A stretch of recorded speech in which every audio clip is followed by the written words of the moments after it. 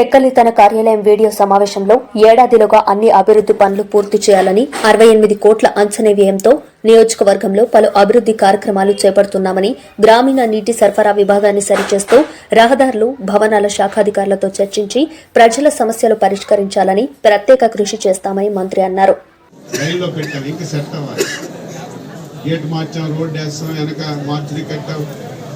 ఇవన్నీ జరిగిన తర్వాత మళ్ళీ స్పీడ్ పెంచుతాం సార్. డాక్టర్లు కూడా మొన్ననే స్టాఫ్ నర్సులు ఖాళీగా ఉన్నాయి, ఆ నోటిఫికేషన్ కూడా త్వరలో ఇస్తున్నాం.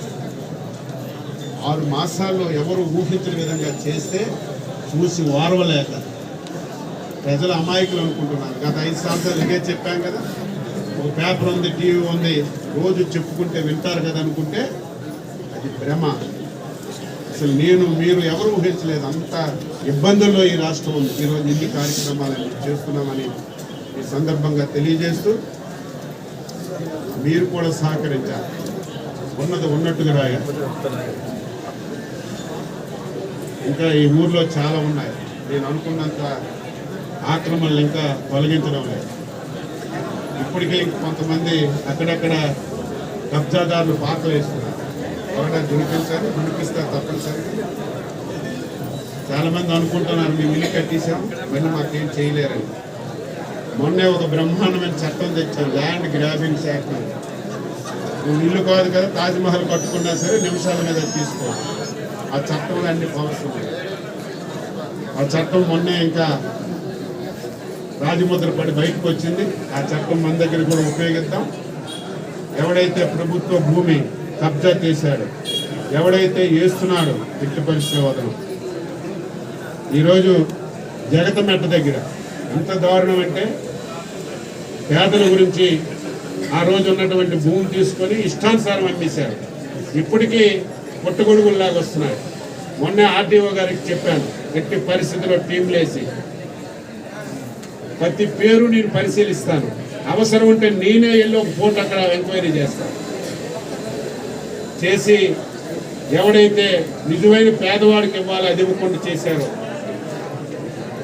ఇన్సూరెన్స్ ఎంత మోసం అంటే, ఉచిత బీమా అని పెట్టాడు. ఎవడు కట్టాడో తెలియదు, ఎవడు కట్టలేదో తెలియదు, ఎవడికి వచ్చిందో తెలియదు, ఎవడికి రాలేదో తెలియదు.